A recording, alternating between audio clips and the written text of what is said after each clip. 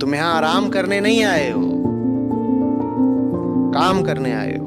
ये जन्म का मकसद यहाँ डेरा नहीं डालना है, यहाँ फेरा मार के नहीं बैठ जाना, फटाफट काम निपटाना है, सोना नहीं है। सो रहा है, अभी जल्दी वो दिन आने वाला है जब एकदम टांग लंबी करके सोएगा, बहुत लंबी बहुत गहरी सोएगा। तो सोने के लिए तो बहुत तुझको अभी समय मिलने वाला है। ये तो जागृति का अवसर है, तू क्यों सोया पड़ा है? काम कर भाई, काम कर, मिशन। घड़ी टिक टिक टिक टिक, बाद में सो लेना।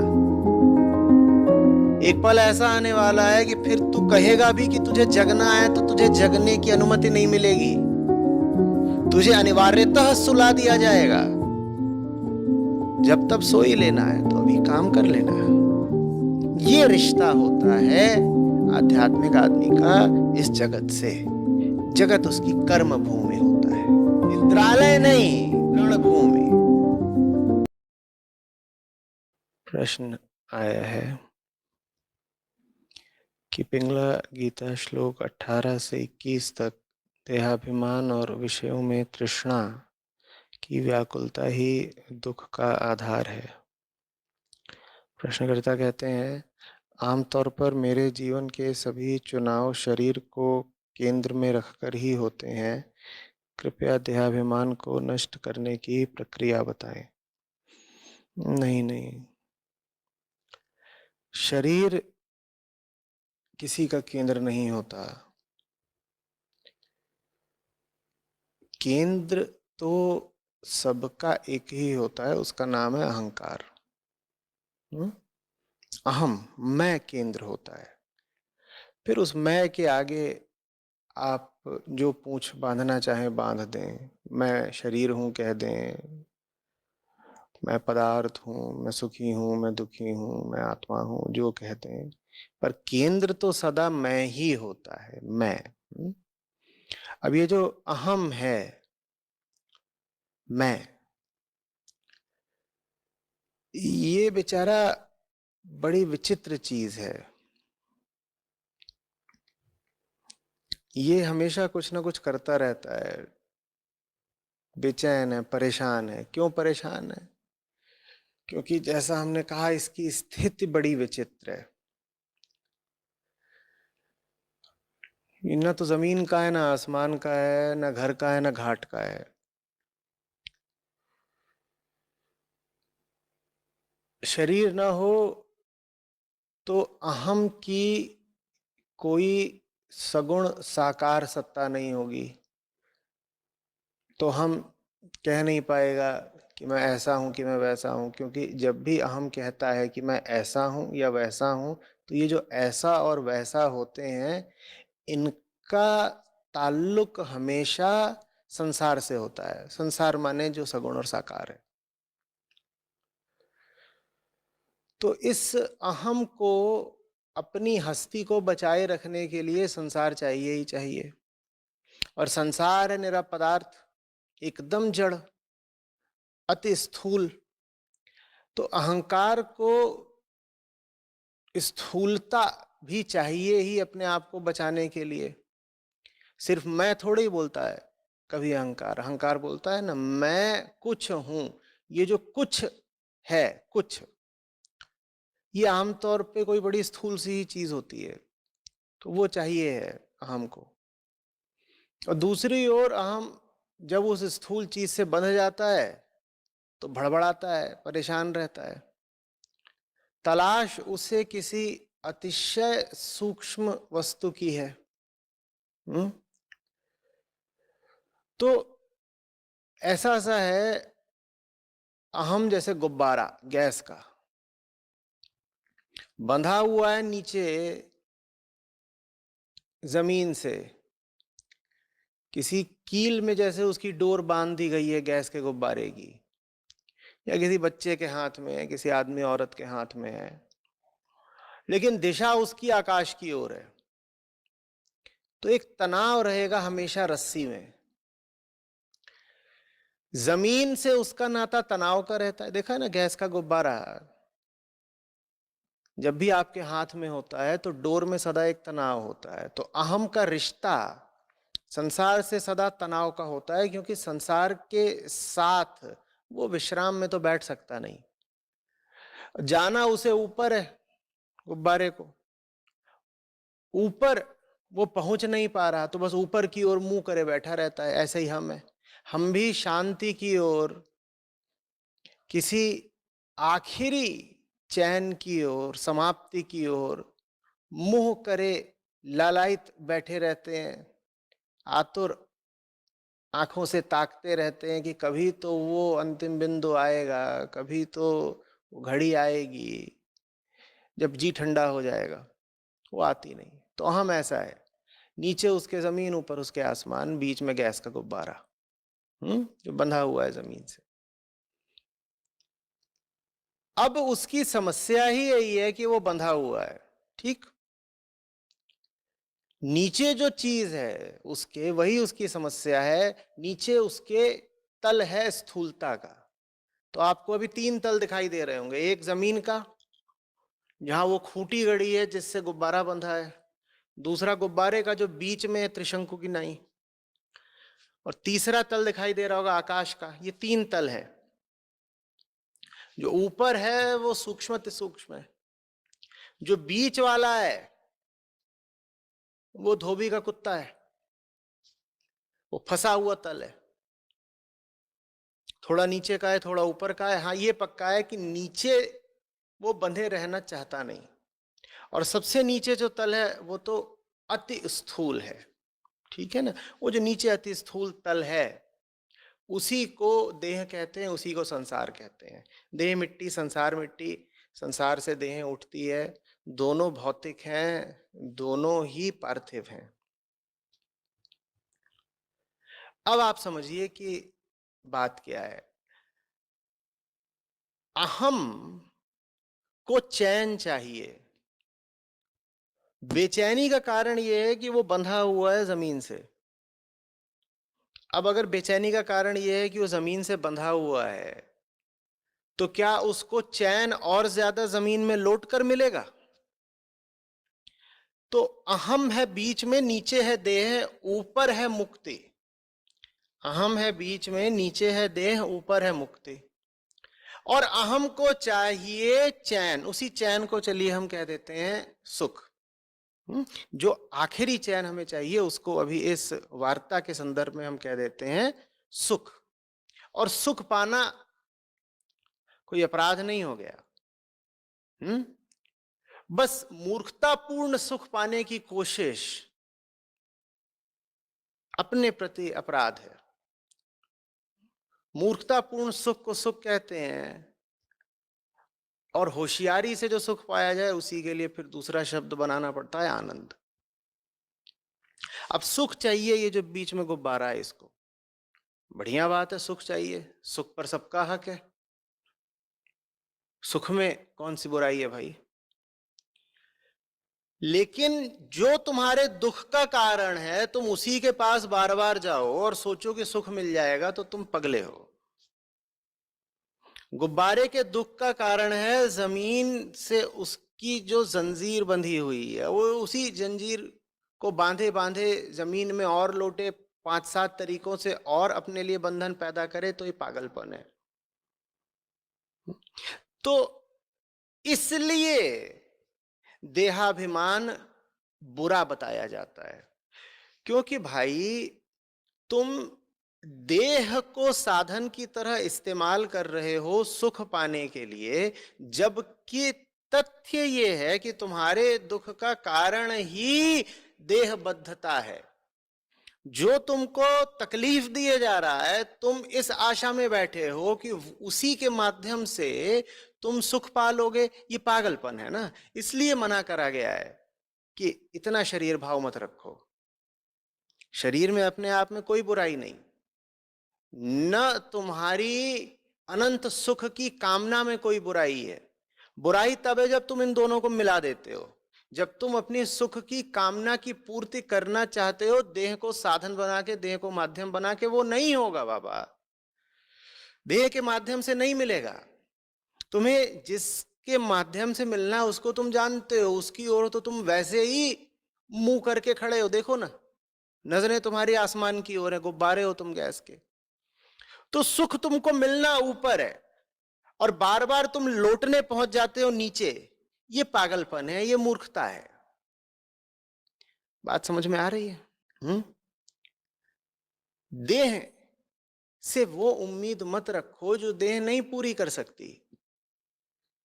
देह और अपने नाते को ध्यान से समझो, उसके बाद देह तुम्हारे लिए दुख का कारण नहीं बनेगी। आशय क्या है मेरा इससे? तो अब गुब्बारा बेचारा अटका हुआ है, जमीन से डोर उठ रही है और उसको बांधे हुए है, वो आकाश तक पहुंच ही नहीं पा रहा।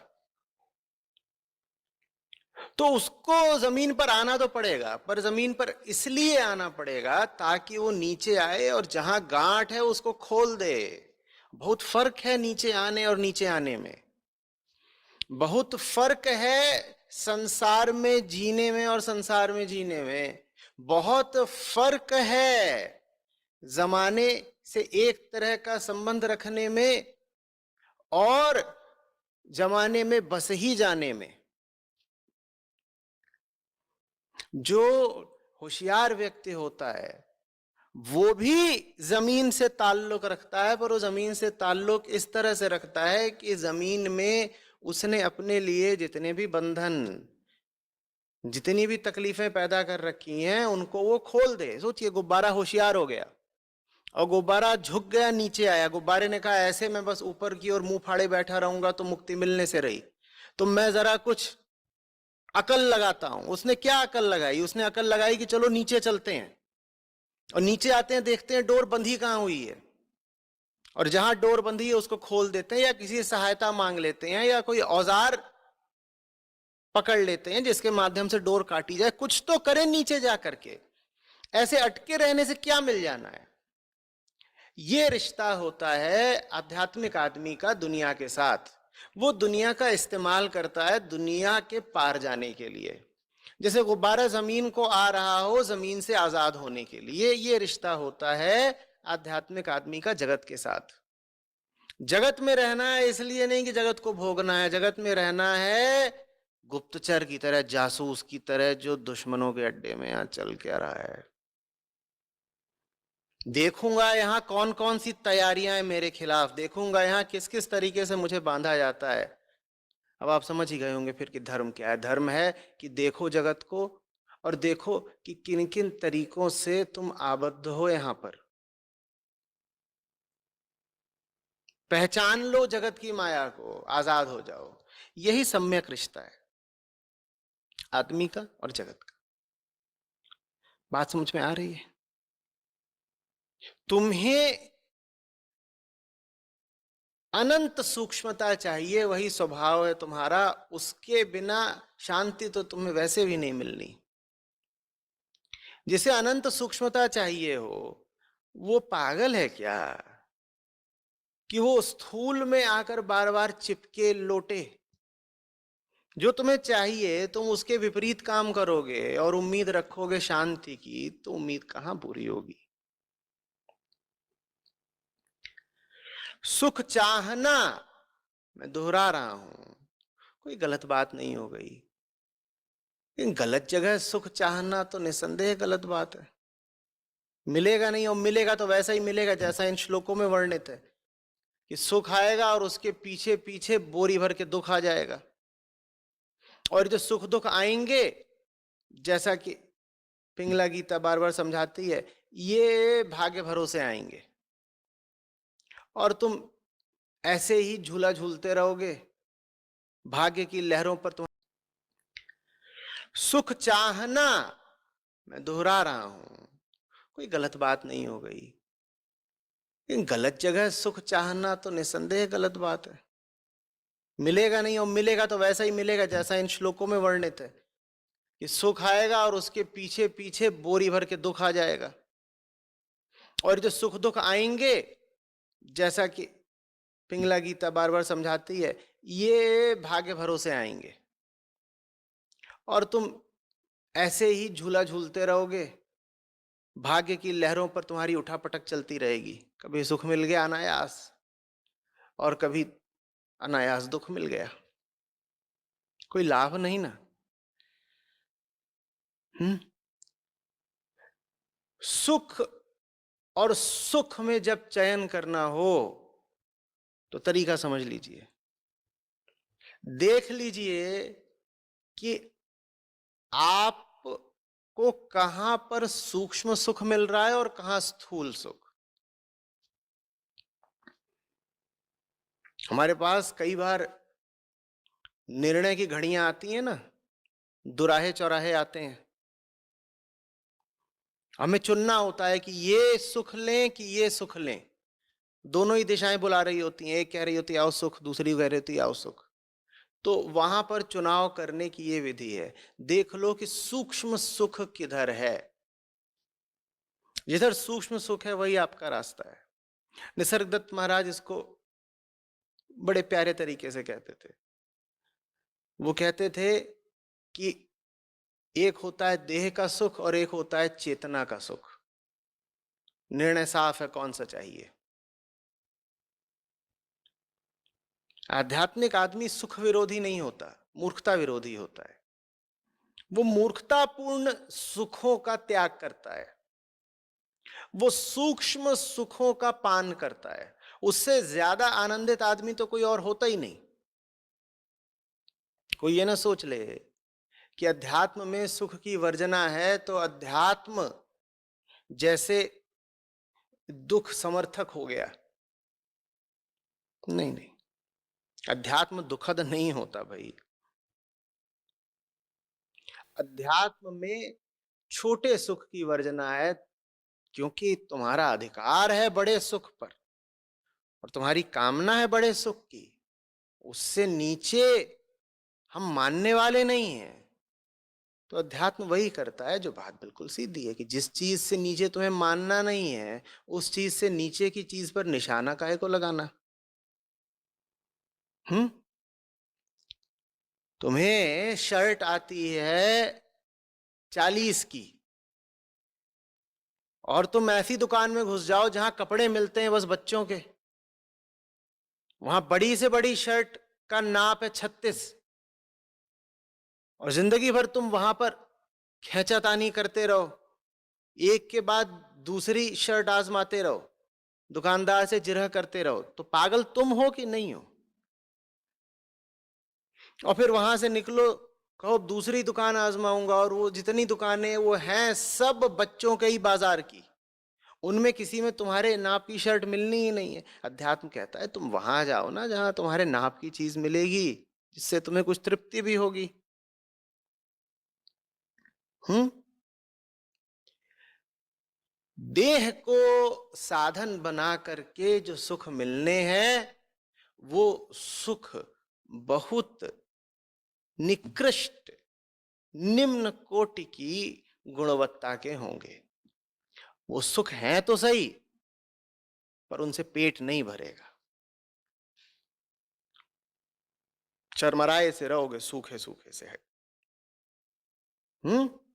मैं इनकार नहीं कर रहा हूं कि देह सुख दे ही नहीं सकती है, देह सुख दे सकती है, पर वो वैसा ही है जैसे 4 दिन के भूखे आदमी को तुम सूखी रोटी पे प्याज रख के दे दो, उसका कितना पेट भरेगा। 4 दिन से उसने कुछ खाया नहीं है और तुमने उसको दे दी 1.5 रोटी, आधी प्याज और चौथाई मिर्च, कहले खा ले। वो खा तो लेगा पर छटपटाता ही रहेगा। वैसे ही हमारा हाल है, अनंत समय से हम छटपटा रहे हैं, और देह का सुख ऐसा ही है, सूखी रोटी और प्याज जितना। समझ में आ रही है बात। हम्म। इसी आशा को त्यागना है, यही गांठ है, यही वो डोर है जिसने गुब्बारे की उड़ान को रोक रखा है। ये आशा कि यहीं पर काम बन जाएगा, नीचे नीचे ही काम बन जाएगा। भाई तुम गैस के गुब्बारे हो,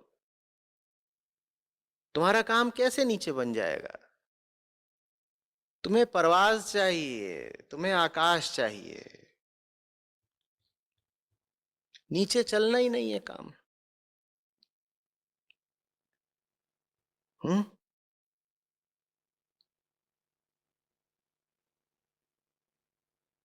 आ रही बात समझ?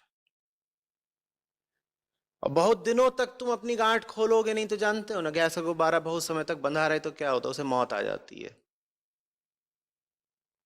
बंधे ही बंधे उसकी उम्र बीत जाती है, सब गैस निकल जाती है। गैस थोड़ी बंधन मानेगी, वो उड़ गई, वो आसमान में मिल गई। गुब्बारा पिचक के नीचे आ गया, गैस तो नहीं बंधन मान रही, चली गई। अब या तो गुब्बारा अपने स्वभाव को पहचान के खुद भी उड़ जाए, नहीं तो उसके प्राण उड़ जाएंगे। तुम मूर्खताएं करते रहो, हंसा नहीं मानेगा तुम्हारी मूर्खताएं। वो तुम्हें कुछ निश्चित समय, एक सीमाबद्ध अवधि देता है कि इतने समय में भैया परीक्षा अगर तुमने उत्तीर्ण कर ली तो ठीक है, नहीं तो हम तो उड़ जाएंगे। गुब्बारा लटका रहा हफ्ते भर बाद देखा तो बिल्कुल पिच की हालत में नजर आया, वो भी कहाँ, जमीन पर। यही अधिकांश लोगों के साथ होता है। बुढ़ापा आ जाता है, मौत आ जाती है, मुक्ति नहीं आती।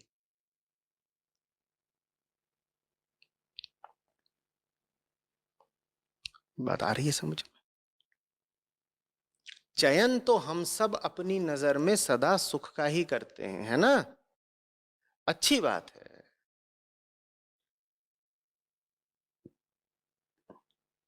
आप अगर सुख को लक्ष्य बना रहे हैं, अच्छी बात है, पर सुखों में जो उच्चतम सुख हो उसको चुने। हम्म, देखें कि ऊंची चेतना कौन से सुख मानती है और नीची चेतना कौन से सुख मांगती है। वो नीचे वालों को जरा दूर रखें। उदाहरण के लिए आप जानते ही हो जमीन के कौन से बाशिंदे होते हैं? जो सदा जमीन से बंधा रहे, जो सदा जमीन से पाशबद्ध रहे, उसको पशु कहते हैं।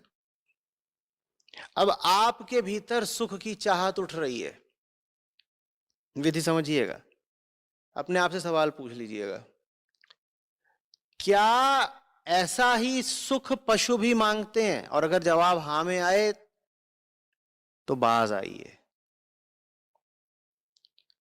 आप जिस सुख के पीछे भाग रहे हैं, थोड़ा सा ठहरिए, अपने आप से पूछ लीजिए, क्या ये सुख पशु भी मांगते हैं, या तो सीधे सीधे या परोक्ष तरीके से? और अगर वो सुख पशु भी मांगते हैं तो समझ लीजिए कि वो बिल्कुल जमीन का सुख है। वो बिल्कुल समझ लीजिए पाशबद्ध लोगों का, पाशविकता का सुख है। वो आकाश का सुख नहीं है। वो सुख हो सकता है अभी आपको आकर्षित कर रहा हो, काम नहीं आएगा आपका।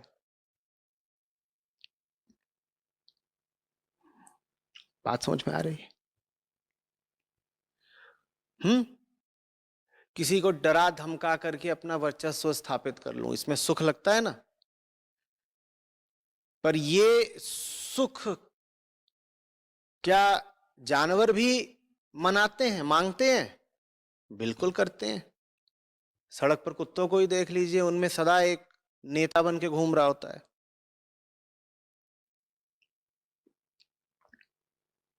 आपके कमरे में कीड़े हों, छिपकली हों, उनमें भी जो थोड़ी मोटी छिपकली होगी वो बाकी सबको रगेद रही होती है। और अगर यही काम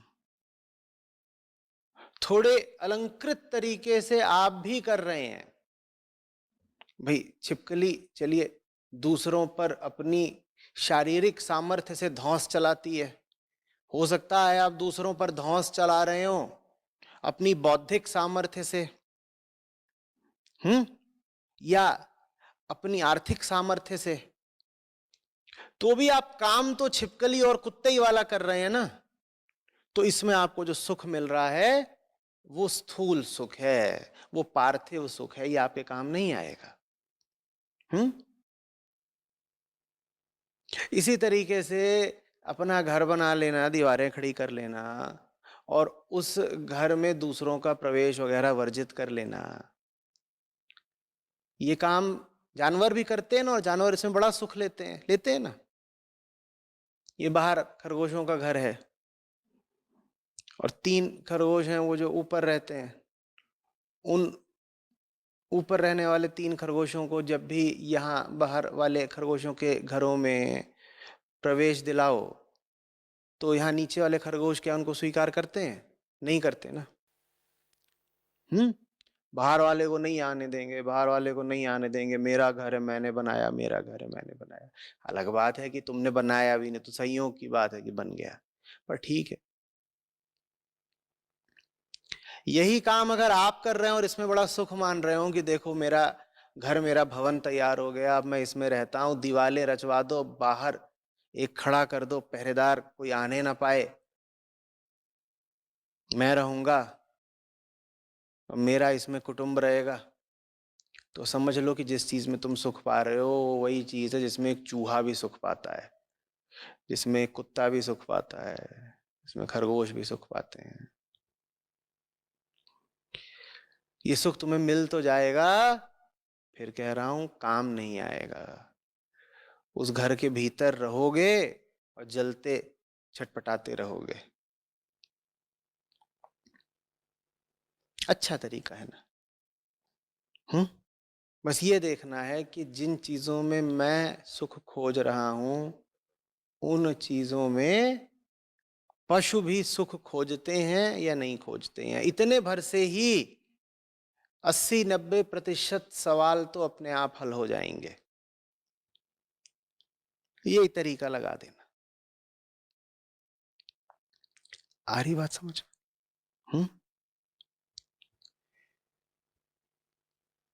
कोई व्यक्ति सामने खड़ा है, उससे तुम 3 तरह के सुख ले सकते हो। 3 तलों की हमने बात करी थी ना, एक जमीन का तल, एक गुब्बारे का तल और एक आकाश का तल। ऐसे ही तुम्हारी जिंदगी में कोई व्यक्ति आता है, उससे तुम 3 तरह के सुख ले सकते हो। जमीनी सुख क्या हो गया? बिल्कुल पार्थिव, कि तुमने पकड़ लिया उसकी देह को और तुम्हें लगा देह से ही तो इसके सुख मिल जाना है।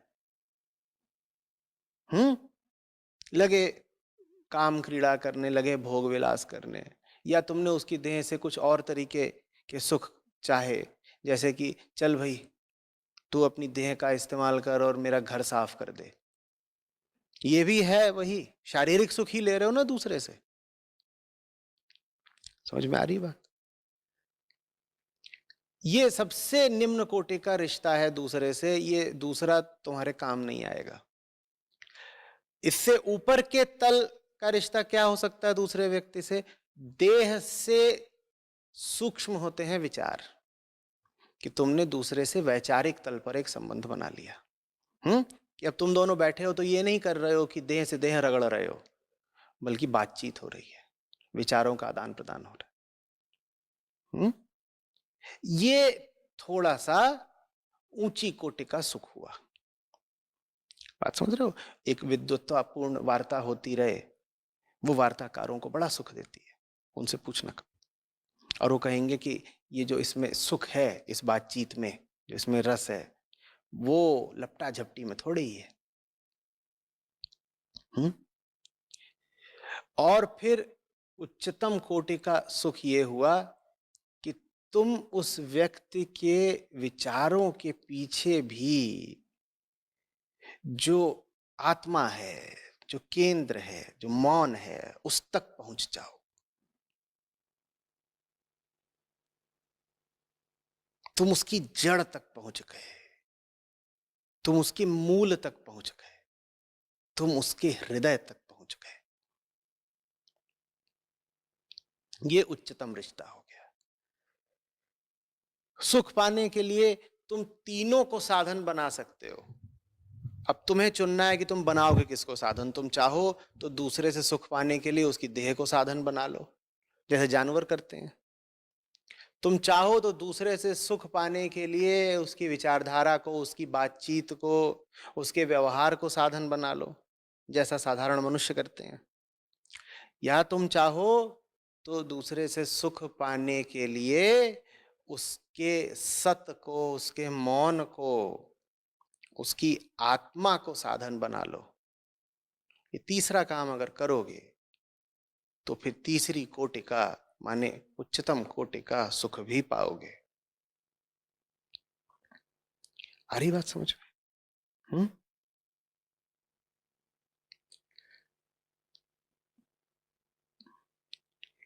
जमीन पर रहना है पर आकाश का हो करके।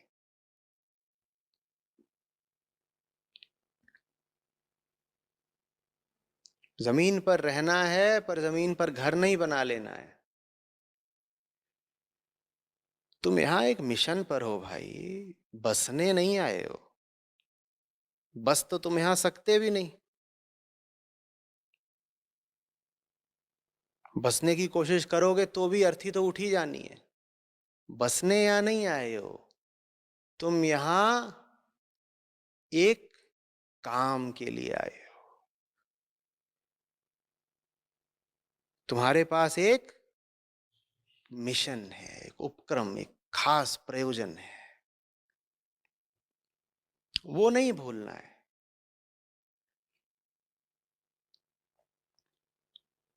रहो यहां पर यहां के होकर नहीं। अपना वतन याद रखो। हम्म, क्योंकि वही वतन तुम्हारा है। यहां तो 4 दिन का ठिकाना है, ऐसे बीत जाएंगे।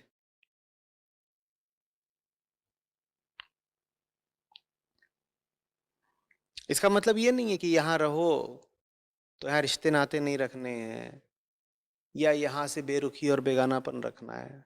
उल्टी बात है। तुम्हारे पास तो यहां एक बहुत बड़ा काम है पूरा करने के लिए ना। मिशन कहा हमने, वो कैसे पूरा होगा अगर तुमने जमीन के प्रति बेरुखी और बेगानापन रखा। तुम्हें तो यहां पता है कि सीमित समय मिला है और उस सीमित समय में ही अपना काम पूरा कर जाना है। तो यहां जमकर मेहनत करो, जमकर। तुम यहां आराम करने नहीं आए हो, काम करने आए हो। ये है जन्म का मकसद। यहां डेरा नहीं डालना है, यहां फेरा मार के नहीं बैठ जाना है। यहां फटाफट काम निपटाना है।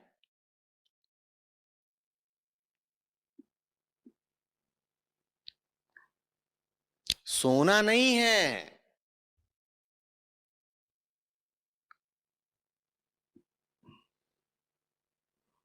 कबीर साहब बोलते हैं, क्या सो रहा है, अभी जल्दी वो दिन आने वाला है जब एकदम टांग लंबी करके सोएगा और बहुत लंबी बहुत गहरी सोएगा।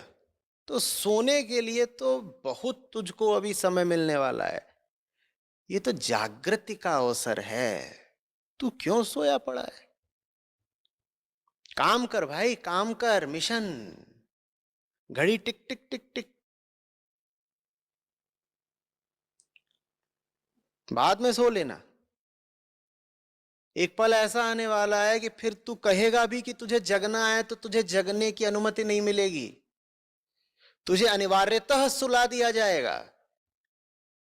जब तब सो ही लेना है तो अभी काम कर लेना। ये रिश्ता होता है आध्यात्मिक आदमी का इस जगत से। जगत उसकी कर्म भूमि होता है, विश्राम गृह नहीं, हरम नहीं, निद्रालय नहीं,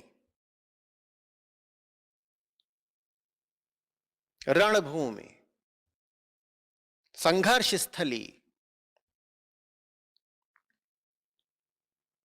सोएंगे तुम अपने घर जाकर के, चैन वहीं मिलेगा। यहां तो सो भी लेते हो तो कहां चैन मिलता है? मिलता है कोई जो इस दुनिया में चैन की नींद सो पाता हो?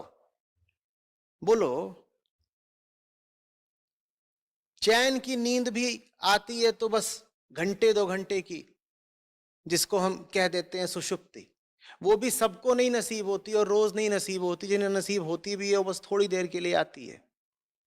नहीं तो सोते समय भी संसार उपद्रव मचाता ही रहता है, कभी ये सपना, कभी वो सपना, कभी ये खलबली, कभी वो खलबली। यहां सोने से फायदा क्या, जब यहां सोते समय भी चैन नहीं मिल रहा। वहां सोएंगे ना जहां पूरा चैन मिलेगा, तो यहां कम सो। जितनी न्यूनतम आवश्यकता है विश्राम की, बस उतनी पूरी करो।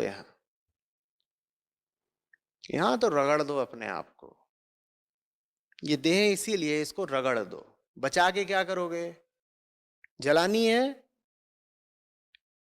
बहुत खूब बचा ली, बहुत सारी बचा ली, सुंदर सुंदर बचा ली, चिकनी चिकनी बचा ली, आहा, जीवन भर उस पर चिकनाई रगड़ते रहे। और बचा करके फिर क्या किया उसका? फूक दियो जसहोरी। बचा के क्या करोगे? ये तो वैसे भी झड़ ही जाने वाली है। ये स्वयं झड़ जाए, उससे पहले क्यों ना हम इसे रगड़ जाएं।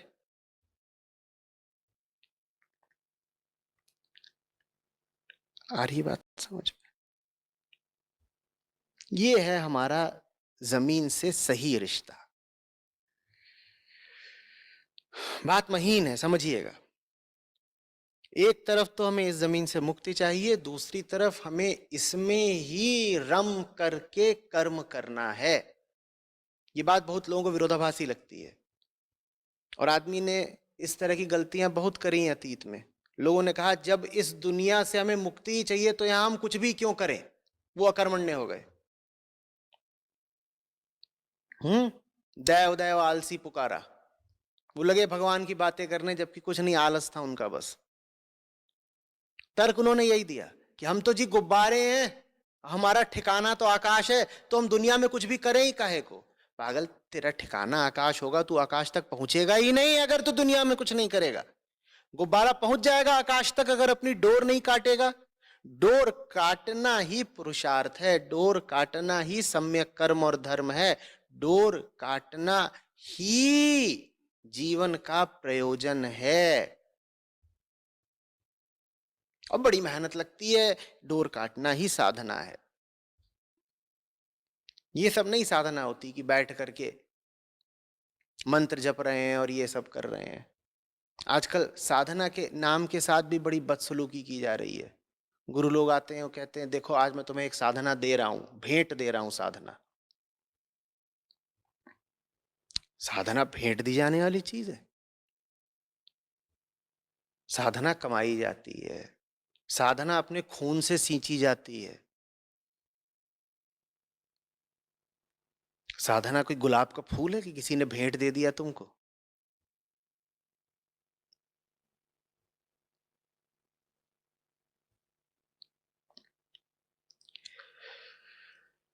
आ रही बात समझ में? हम्म।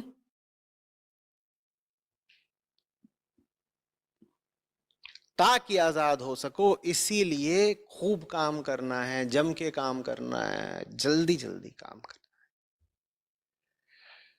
जो ये नहीं करेंगे उनको सजा ये मिलेगी कि आजादी तो नहीं ही मिलेगी, गुब्बारा पिचक और जाएगा। और बड़ा भद्दा लगता है। गुब्बारा जब तक फुलाया नहीं गया हो तब तक तो फिर भी उसमें एक शोभा होती है, एक संभावना होती है। देखा है, गुब्बारा अभी बस एक संभावना भर है, बच्चा भर है, फुलाया ही नहीं गया। तुम उसे हाथ में लेते कहते बढ़िया गुब्बारा, रबर है अभी, ठीक है। फिर तुम उसे फुला दो, वो फूल गया। अब फूलने के बाद या तो उसको आकाश मिलेगा या दुर्गति मिलेगी, तुम देख लो, क्योंकि अब तुम फूले हुए गुब्बारे हो। अब तुमको यह सुविधा नहीं मिलेगी कि तुम्हारी हवा निकाल दी जाए और फिर तुम पुनः अपनी पुरानी और मासूम स्थिति को प्राप्त कर लो, वो नहीं मिलेगी। गुब्बारा फुला दिया गया हो, फिर उसकी दशा देखी है, हफ्ते 2 हफ्ते 4 हफ्ते बाद कैसी हो जाती है, देखा होगा। कई बार घरों में होता है जन्मोत्सव वगैरह, गुब्बारा लगा देते और वो टंगा हुआ है, जानते हो किस काम आता है? अगर किसी को याद हो तो, ऐसे फूले हुए और आधे पिचके हुए गुब्बारों पे मक्खियां बैठती हैं बड़े शौक से। मक्खियां उस पे अड्डा मारती हैं और वो फिर सूखने लगता है, चुसा हुआ सा प्रतीत होने लगता है, झुर्रियां पड़ती हैं उसके, लटकने लगता है। देखिए ऐसे गुब्बारे, ये उसको सजा मिल रही है। तूने क्यों भरसक प्रयत्न करके आजादी नहीं पाई, तू आकाश में होता अभी। ये जो तू अटका रह गया ना, इसीलिए अपनी अब दुर्दशा देख। जब पूरा फूला हुआ था तब तो बढ़िया था, एकदम गधा जैसा लगता था, एक गोल गोल, आहा, तना हुआ। और देखो 7 दिन बाद जो तना हुआ था वो चुसा हुआ हो गया। अधिकांश मानवता इसी गति को प्राप्त होती है, एक चुसा हुआ जीवन। हम्म। ये जो तुमको ताकत दी जाती है जवानी में, ये इसलिए है कि इसका इस्तेमाल कर लो, उड़ जाओ। इस्तेमाल नहीं करोगे तो सजा ये मिलेगी, 80 साल जियोगे। 80 साल जीने से ज्यादा भयानक कोई सजा हो सकती है? 80 चुसे हुए साल, और हर बीतते साल के साथ तुम्हारी शक्ल और चुसती जा रही है। संसार तुमको चूस रहा है, तुम रसहीन होते जा रहे हो।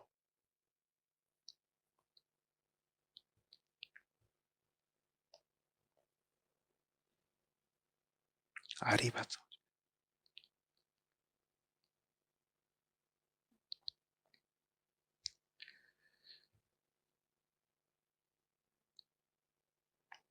हम्म। तो याद रखना है, सुख ऊपर है, काम नीचे है। नीचे काम करना है, ऊपर आराम करना है। नीचे का तल्ला काम का, ऊपर का आराम का। नीचे आराम नहीं करने का, नीचे आराम नहीं कर, नीचे सुख नहीं खोजने का। हम यहां सुख पाने नहीं आए हैं, हम यहाँ काम करने आए हैं। हम यहाँ अपने बंधन काटने आए हैं, हम यहाँ अपना कर्जा उतारने आए हैं। हम यहाँ मौज मारने नहीं आए हैं, हम यहाँ हैप्पी होने नहीं आए हैं।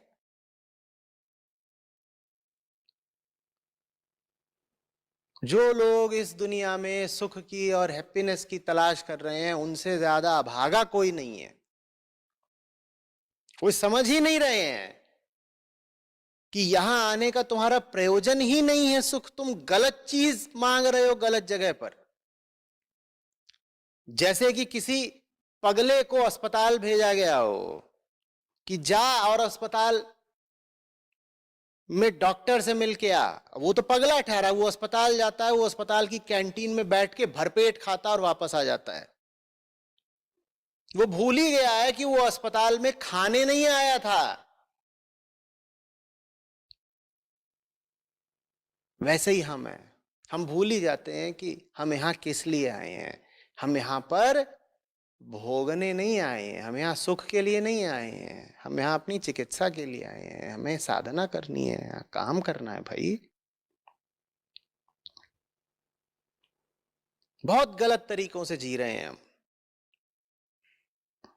और बहुत गलत उम्मीदें पाल रखी हैं।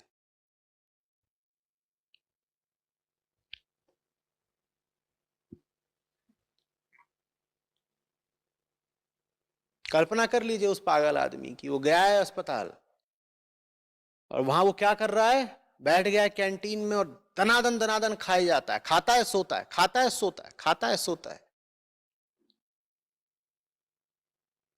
और वहीं घर ही बना रहा है अपना कैंटीन में, कह रहे यहीं रहूंगा, बढ़िया है, खाऊंगा सोऊंगा, खाऊंगा सोऊंगा। और जितना वो खा रहा है और जितना वो खा के सोता जा रहा है, उतना उसका पागलपन और भयानक होता जा रहा है।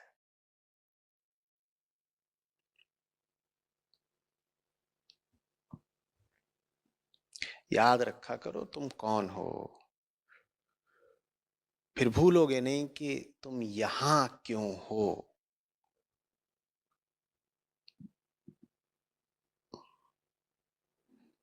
और फिर एक लाभ ये मिलेगा बड़ा कि जीवन से ये शिकायत विदा हो जाएगी कि यार मजा नहीं आ रहा। बहुत लोगों को सुना है ना शिकायत करते हुए, क्या यार मजा नहीं आ रहा, एक चमाट। उनसे पूछो कि तुमसे ये कहा किसने कि जिंदगी मजे लेने के लिए। तुमने ये उम्मीद पाल कैसे ली कि मजा आना चाहिए। लेकिन सबका यही है कि कुछ ना,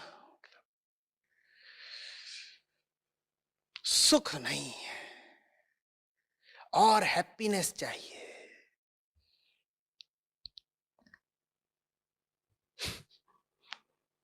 जो आदमी जीवन में सही काम में सही मिशन में लगा होता है, ये उसको पुरस्कार मिलता है कि वो मजे की उम्मीद से आजाद हो जाता है। वो फिर कभी ये शिकायत करता नहीं पाया जाएगा कि अरे मुझे सुख नहीं मिला।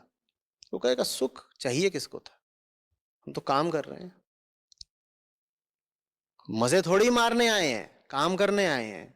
मजे चाहिए किसको थे। दूसरी ओर जो काम नहीं कर रहा सही, उसको तुम पहचान ही लोगे इस बात से कि वो बार बार शिकायत करता पाया जाएगा, यार कुछ मजा नहीं आ रहा। जैसे ही कोई मिले जो कहे बार बार कि कुछ मजा नहीं आ रहा, उसकी गर्दन पकड़ लो।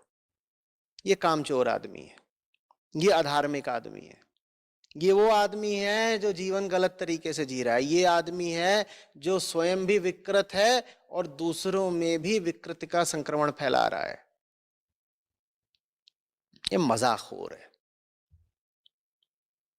हराम शब्द का मतलब समझते हो? वो जिसका भोग निषिद्ध है, वो जो नहीं किया जाना चाहिए। तो मजाखोरी ही हरामखोरी है। जो मजाखोर है वो हरामखोर है। हर आदमी जो सुख की तलाश में घूम रहा है, जो पूछ रहा है कि मैं और हैप्पी कैसे हो सकता हूं, वही आदमी तो हरामखोर है।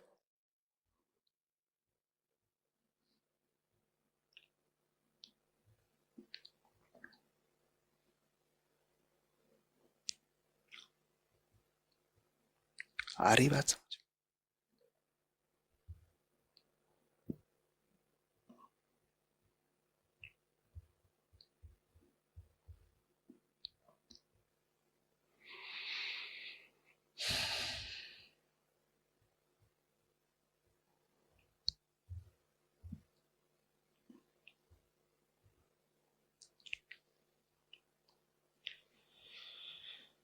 प्रहार मूवी थी,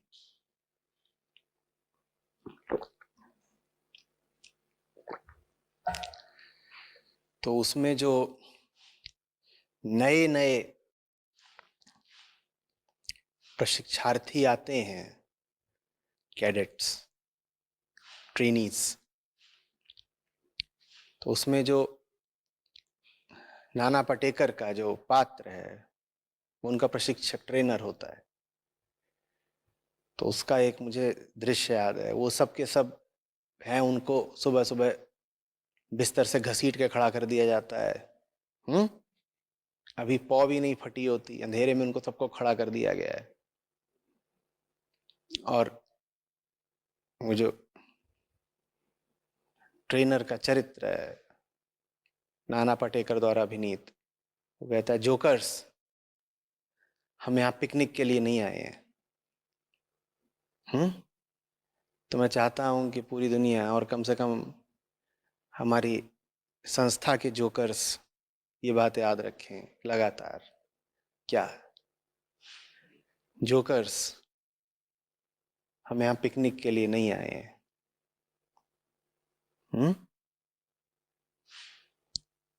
काम करना है भाई।